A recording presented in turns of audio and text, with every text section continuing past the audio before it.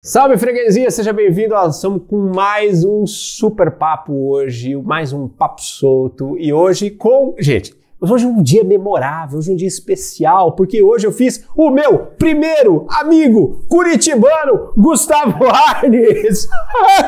Esse dia chegou mesmo. Esse dia chegou, seja muito bem-vindo. Gente, a gente tá só na palhaçada 2 horas para poder já chegar gravando. Meu mais novo amigo de infância.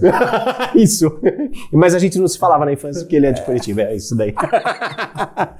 Gus, muito bom ter aqui você com a gente. Gustavo, você vê, já curitibano já dá o short, né? Não é tapete, é tapê e tal. Aí já vê, Gustavo já vira Gus aqui, é fácil. Mas, Gustavo, a gente tá feliz demais, cara. A gente tá... Você já produziu felicidade em nós, aceitando o nosso trabalho convite. pra isso. E a gente vai ter o Gustavo com a gente no 6º Congresso do Círculo, que acontece dia 5 e 6 de julho, aqui na cidade de Curitiba.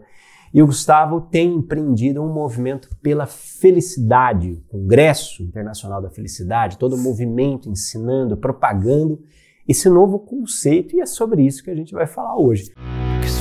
Love is all you need. This whole world doesn't see. Someday we could all be free. We could change the world if we would just believe. 'Cause faith and love is all you need. This whole world doesn't see. Someday we could all be free. Yeah, we could change the world if we would just believe. Oh, love is where you are. Just know that love is wherever you are. You will never be too far. Oh, no. Oh, love is where you are. Just know that love is wherever you are. You will never be too far. Oh, no.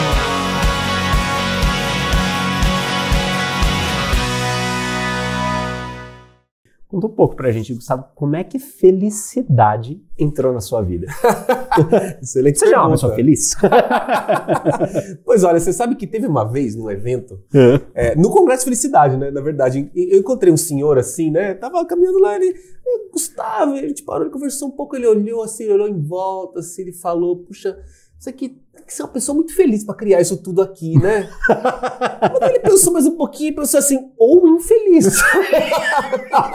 E você sabe que aquilo me pegou de um jeito assim, eu falei, eu vou ter que dar uma refletida sobre isso. Levou pra agora, terapia né? na semana seguinte. Olha, o tema em si, né? Eu conheci em 2013, estava em São Paulo, numa HSM. Na época eu trabalhava aqui em Curitiba numa empresa familiar, um curso preparatório para concurso público. Eu era responsável pela área online na época e a gente estava em São Paulo, então participando dessa feira, reuniões, era, né, movimentado, cansativo.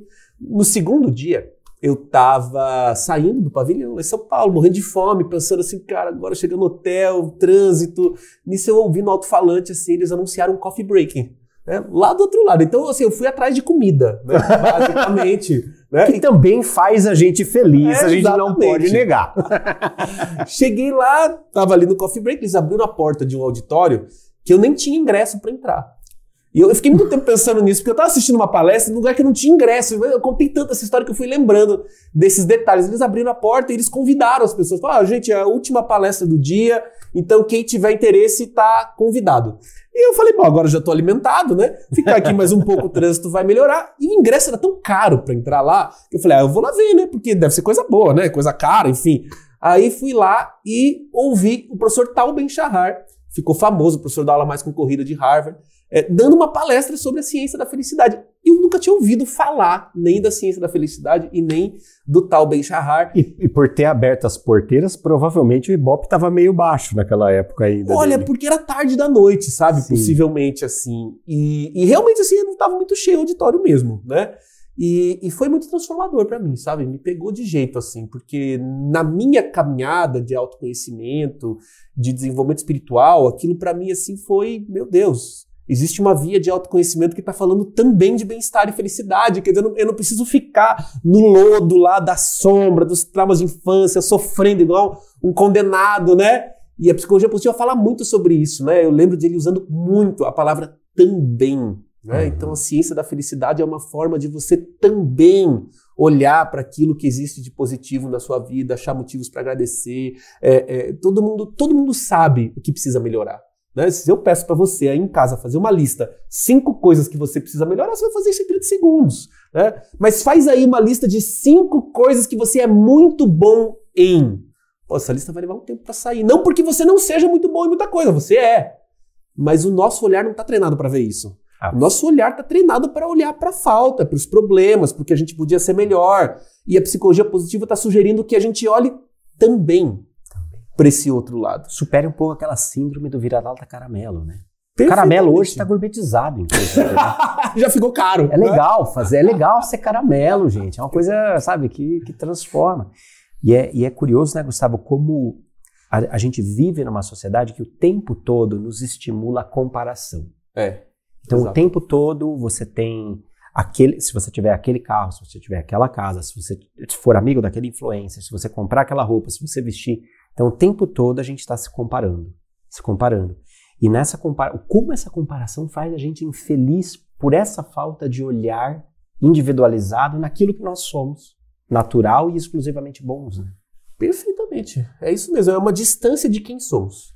É uma distância daquilo que nos energiza, né? Daquilo que aquece o nosso coração, daquilo que brilha os nossos olhos. Por quê? Porque a gente vai sendo empurrado nesse lugar, né, de ter que ir dando conta daquilo que não é o que a gente tem naturalidade para, né? Desde a escola, estudando as matérias, né? Não foi médio, é o que a gente quer, né? Médio tá suficiente, né? Não foi médio, vai ficar de recuperação. Vai estudar mais daquilo que você não gosta, daquilo que você não é bom em, que você não tem punição, né? Você é punido, né? Como é que fica a nossa autoestima? A gente sai da escola traumatizado, com disciplinas que provavelmente a gente não vai utilizar, porque não é aquilo que a gente tem mais conexão com, né? Uma educação positiva propõe que a gente olhe para aquele aluno que tirou lá 10 em química, se é que isso é possível, né? Mas tirou 4 em inglês. Ao invés de a gente olhar para o inglês, vamos olhar para a química. Vamos colocar ele na química avançada. Vamos colocar, porque é isso que ele gosta, ele tem naturalidade, ele vai desenvolver, a autoestima vai crescer. E quem sabe um dia ele chegue no ponto que, essa química aqui, os artigos estão em inglês. E aí o cara desenvolve uma outra motivação para lidar com aquilo que é para ele mais desafiador. Sim. Muito melhor do que ele ficar sendo empurrado. Então, tem que, né? E aí a gente vai, né, escolher uma profissão lá com 17 anos, uma faculdade, empurrado por aquilo que a gente acredita que vai dar um futuro, que vai dar uma carreira, né? Todas as preconcepções aí que estão no nosso subconsciente que vão naturalmente nos afastando de nós mesmos, do que nós gostamos de fazer, do que nós somos bons em, e nos levando nesse caminho de infelicidade, mas é uma infelicidade fruto de uma confusão, de um distanciamento de quem somos. Sim. E curioso porque você falando dessa coisa do prazer, né? Da energia, aquilo me energiza, porque é natural, tem uma aptidão natural. Eu brinco muito, parece que a nossa sociedade, o nosso modelão industrial de corrige falha, foca no que tá ruim, faz aquela análise SWOT, pontos positivos, negativos, oportunidades e ameaças. Aí o positivo e oportunidade a gente guarda na gaveta e nunca mais vê. E a gente foca naquilo. E é curioso, porque essa sociedade ela também é inibitória na questão do prazer, né? Então, primeiro o dever, depois o prazer. E a gente tá passando por uma revolução no mercado de trabalho. Cara, eu posso fazer o que eu faço com prazer. Eu posso redescobrir o prazer, a amizade, a gratidão, a solidariedade no ambiente de trabalho. E isso não é utopia. Posso. Mas existe uma certa inibição, né? É interessante. Eu sempre brinco, às vezes, com os mentorados de psicologia de pontos fortes, eu digo assim, a nossa sociedade ela faz um esforço tremendo para atingir a média. É isso. E quem chega na média acaba na mérdia. É muito chato estar na média. Né? Não tem nada de extraordinário acontecendo. As pessoas precisam redescobrir prazer. Mas você, além de felicidade, te levou para o empreendedorismo, que é o que a gente estava conversando. Parece que teve aí o quantum de energia que você acessou, meio que botou fogo na rabiola do foguete. O foguete não dá ré, né? Como diz aquela marchinha de carnaval. Você foi e inventou essa ideia que é quase um paradoxo quântico de criar um Congresso Internacional de Felicidade em Curitiba. No verdade, frio. É verdade. É? Ouvi muito sobre isso. No começo, né, as pessoas assim, Gustavo, tô fazendo Congresso de Felicidade em Curitiba. Você tá louco? Você tá... Não tem uma vocação pra isso. Mas hoje em dia eu falo assim, olha, os países nórdicos estão lá em primeiro lugar no ranking da ONU. Curitiba tem vocação pra felicidade. Vocação. Falei isso pro nosso prefeito, Rafael Guedes, que a gente teve numa reunião lá falando de políticas públicas de felicidade. Eu falei, Curitiba tem vocação. Ele deu uma risadinha assim, pensou um pouco, mas isso é verdade, né? Porque, na verdade, todo esse trabalho, né? Eu considero o Congresso de Felicidade também parte desse trabalho, é um trabalho da gente poder, de alguma forma, trazer a felicidade para um campo mais concreto, para um campo mais prático, para um campo onde as pessoas parem de criar essas ilusões, né? Muitas vezes distantes da realidade, de que uma vida mais feliz seria uma vida livre de tristezas, por exemplo, sem medo, sem raiva. Essas Ou uma vida emoções fácil. Né? Fazem parte da vida, né? Os desafios fazem parte da vida. Enquanto nós estivermos aqui, encarnados aqui nesse planeta, nós vamos estar lidando com os desafios. Mas a forma como eu lido com eles, né? Quer dizer, como é que fisicamente, mentalmente, emocionalmente, eu estou preparado para lidar com isso que me acontece, é essa construção de felicidade que nós estamos falando, que eu acredito, e que realmente transbordou em algum momento de mim, né? Eu mergulhei no tema desde 2013, como pude, porque na época muito incipiente, aqui no Brasil eu tinha umas aulas online com umas legendas em japonês, né? Mas eram lá em inglês, dava para acompanhar livros, enfim. E fui aplicando na minha vida pessoal, percebendo benefícios, né? E assim como o Congresso faz, né? Eu também sempre gostei de beber, assim, de muitas diferentes fontes, né? Tive contato com a mente Ronin, de um filósofo chamado Akbar, que fala muito bem sobre como é que nós podemos, através da nossa vontade, né? Desenvolver o nosso ser. Vontade com V maiúsculo, ser com S maiúsculo, né? Essa vontade divina. Não, hoje eu quero estudar inglês, amanhã eu quero começar uma dieta, depois da manhã eu cansei do inglês e fazer francês. Não, é a nossa vontade. O que é que a gente veio aqui fazer, né? A partir dessa descoberta que vocês trabalham tão bem aqui, né, dos nossos talentos, dos nossos pontos fortes, como é que eu coloco isso a serviço do mundo? E isso não é caridade, né? Muito pelo contrário, quer dizer, é caridade também, mas você pode ser remunerado, por isso é isso que você está falando. O trabalho não precisa ser um lugar de adoecimento, o trabalho pode ser um lugar de realização, de satisfação, onde a gente coloca os nossos talentos a serviço do mundo, pelo bem de nós mesmos, das pessoas à nossa volta e de todos, numa construção que vai inevitavelmente nos trazer satisfação e, portanto, nos fazer mais felizes. Legal que eu sempre faço uma graça, né? Eu lembro do Raul Seixas, quando fala, faça o que tu queres, pois é tudo da lei. E o pessoal ficou tão preocupado com como assim é tudo da lei, que esqueceram que o principal problema da sentença estava no faça o que tu queres. Exato. Porque será que eu quero o que eu quero, que eu quero que outros quiseram o que eu quisesse, como é que é, eu não sei querer, né? O Lorenzo, meu filho, uma vez a gente estava no carro, o Gustavo aí, e eu falei, filho, o que você vai querer jantar? E ele, do banco de trás, o Lorenzo é da farra, assim, mas a hora que ele entra no carro, não adianta perguntar, e aí, como é que foi sua aula? Eu não quero papo. Fica o momento dele ali, depois do banho a gente vai poder ter essa conversa. Eu falei, filho, o que você vai querer jantar? Ele falou, suco de laranja.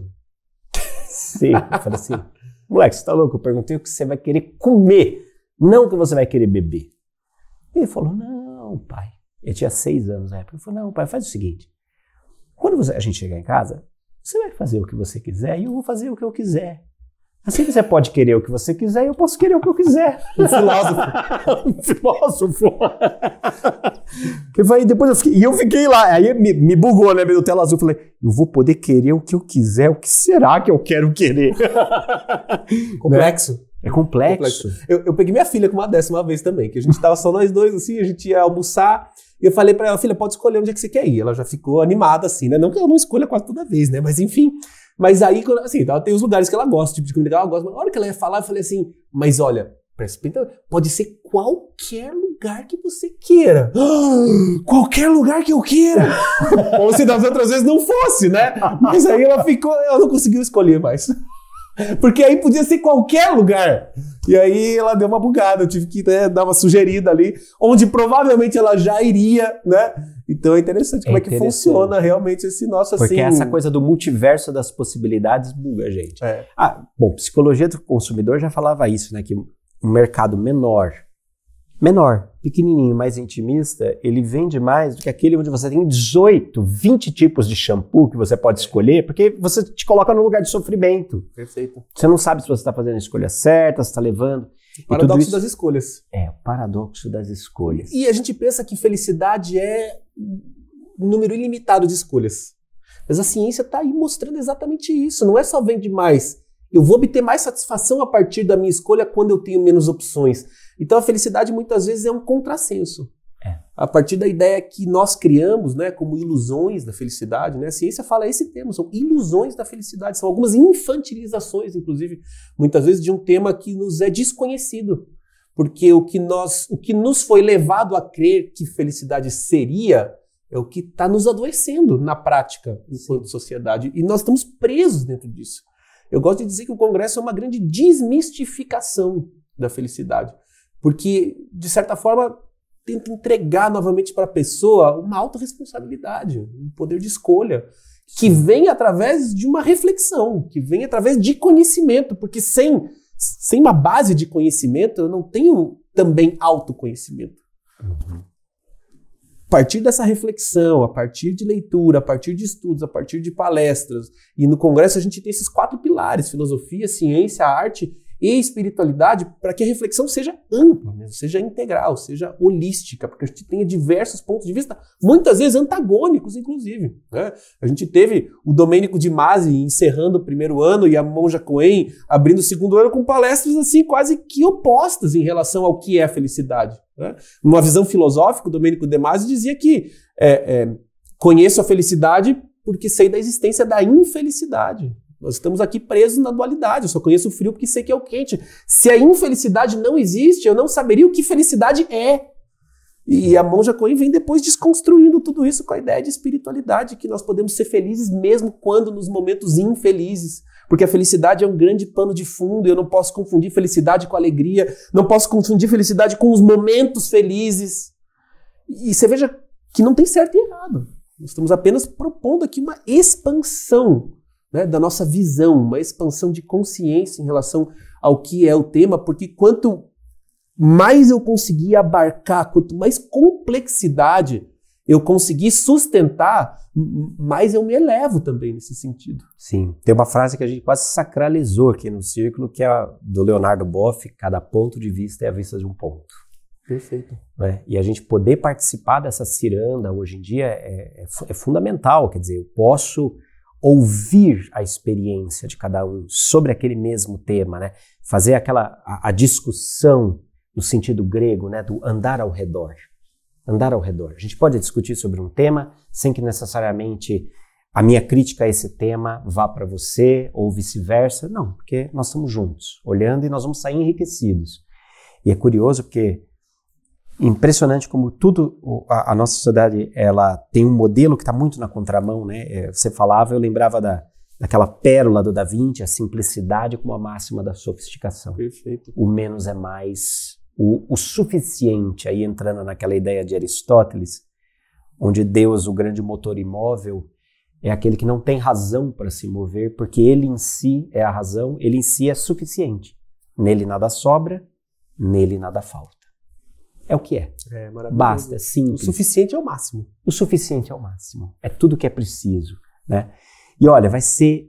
Gente, o Gustavo, no 6º Congresso do Círculo, ele está trazendo... Nós já estamos aqui fazendo planos maquiavélicos para o futuro, tá? Que incluem o desenvolvimento da nossa mais nova amizade, né? Curitibana, que é maravilhoso. Vai incluir lareira, vai incluir fundir, vinho filosófico. Mas o Gustavo, no nosso 6º Congresso, vai ter uma participação super especial sobre como novos olhares, né, da felicidade podem ajudar a construir um novo mundo, contando a história dele como empreendedor, a história dele empreendendo um movimento de felicidade, que nisso a gente já se deu super bem hoje, porque eu falei assim, que tipo de gente estranha resolve trabalhar com felicidade e filosofia em 2024? Vocês não fazem ideia de como é esquisito quando a gente chega numa empresa para falar para muggles, sabe? Quando você vai falar para os trouxas, você chega e fala assim, eu montei uma escola filosófica. A pessoa fala assim, o quê? Ele falou o quê ali? Filosófico? Você deve passar pela mesma coisa, né? Olha, em 2016 era bem pior. Eu imagino. Mas olha, a gente vai ser muito bom estar com o Gustavo no nosso congresso, vai ser muito bom também apoiar, a gente está super empolgado aqui de poder apoiar o movimento de felicidade em Curitiba, somando forças, né? Política de boas vizinhanças e política de consciência, gente. Nós entendemos que todos esses movimentos fazem parte, na verdade, de um momento, né? Parece que tem um maestro aí regendo, né? Gustavo, essa efervescência que está acontecendo no nosso mundo e, ao mesmo tempo, como resposta para essa crise de saúde mental que a gente está vendo, que é sem precedentes, e cada vez mais as pessoas, de fato, parando para entender, tipo, cara, ou eu olho para mim, ou o negócio vai ficar feio, né? Tá ficando cada vez pior. A gente achava que a pandemia ia fazer um milagre de consciência e não foi bem assim não, viu? Tem um monte de gente que surtou e seguiu surtado depois da pandemia, né?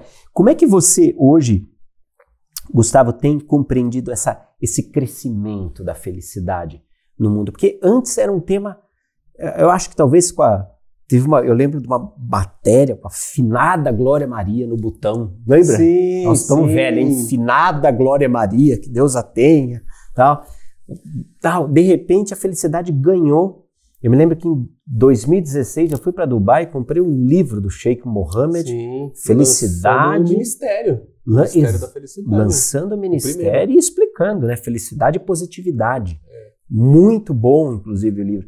Quando é que isso ganhou realmente força, Gustavo? É excelente, né? Numa linha do tempo, a gente tem ali, no finalzinho dos anos 90, o lançamento da psicologia positiva, que é esse ramo de estudo da psicologia que olha para o lado positivo da vida humana. A psicologia tradicional olha para a redução do sofrimento, né? As doenças, estresse, depressão, esquizofrenia, etc. Isso vem com Martin Seligman, né? Presidente da Associação Norte-Americana de Psicologia. Isso vem com o desenvolvimento tecnológico que possibilitou para a neurociência, né, que estuda o cérebro humano, perceber que áreas do cérebro estão ativas, né, quando nós sentimos alegria, felicidade, dor, tristeza, raiva. Porque, veja, falar de felicidade não é necessariamente uma novidade, né? A filosofia grega já falava sobre isso, todas as linhas espirituais têm uma palavra sobre a bem-aventurança, né, sobre o termo que se queira usar, e a psicologia humanista, na década de 80, já falava, assim, a psicologia sempre tocou no tema, né? Nunca desenvolveu. A psicologia humanista só não conseguiu a prova científica dentro desse mundo acadêmico, né, que nós temos hoje, que fica com esse cientificamente comprovado da forma como ele materializar, né, auferir, mensurar. Por quê? Porque faltava tecnologia para isso. Hoje, a psicologia positiva desenvolve um exercício e a gente consegue perceber neuroquimicamente o que é que está acontecendo. Então eu paro de depender do autorrelato, que pode ser enganoso mesmo, né? Hoje as pesquisas conseguem contrapor dados assim de uma forma muito interessante, né? Tem Harvard lá com o estudo mais antigo de bem-estar que se tem notícia mensurando a questão dos relacionamentos. Então, se você me conta que você, sendo estudado, me conta que você obtém satisfação no seu trabalho, que sua vida familiar tá bacana, vamos conversar com a esposa e com os filhos, vamos lá perguntar para os colaboradores dessa empresa, vamos perguntar para o chefe, vamos fazer um exame de sangue. A gente tem formas, né, de contrapor esses dados numa mensuração mais acadêmica, né, que traz cientificismo. Então a gente tem o crescimento dessa ciência. Daniel Goleman, inteligência emocional, 1994, né? Em 1994 a gente tem a questão da biologia também, Cricket na sua equipe, o mapeamento genético da dupla hélice, que hoje a gente sabe que tem um impacto, sim, na nossa felicidade. Ou seja, a gente tem essa evolução científica que dá respaldo para o tema, ao mesmo tempo que a gente tem o adoecimento crescente, né? O estresse, a ansiedade, hoje levando a burnout. E todo esse tema, né, que a pandemia acelerou, como você bem disse, a gente não se recuperou disso. Nas empresas onde eu trabalho na consultoria, eu percebo um aumento crescente, né, dessas doenças de fundo mental e emocional, de ansiedade, de estresse, de afastamento. A gente não chegou no fundo do poço ainda, né? E não dá para vê-lo também. E por um lado, é isso que impulsiona a busca das pessoas também. E hoje a ciência oferece uma resposta dentro disso, mas eu sinto que as pessoas adoecidas estão mais abertas também à filosofia, estão mais abertas à espiritualidade, estão mais abertas a outras formas de terapias aí, menos ortodoxas, vamos dizer assim. Por quê? Porque o adoecimento empurra para a transformação. Nossa, me ocorre que há uma eclosão aí final dos anos 80, 90 do tema. Isso. Ao mesmo tempo que os anos 90 impulsionam a computação pessoal. Perfeito. Início dos anos 2000 a gente tem difusão dos aparelhos de smartphone. Internet.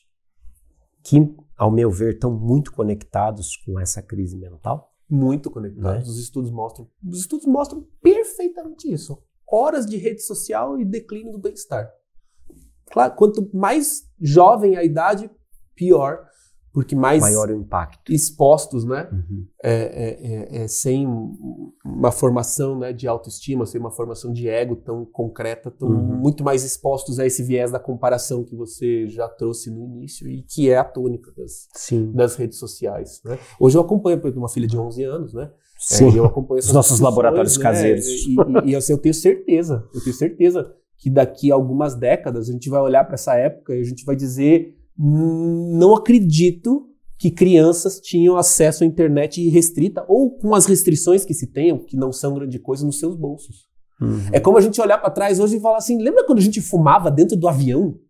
Lembra quando tinha uma área de fumante no restaurante que acabava numa mesa e começava na outra? A mãe batia com uma vara.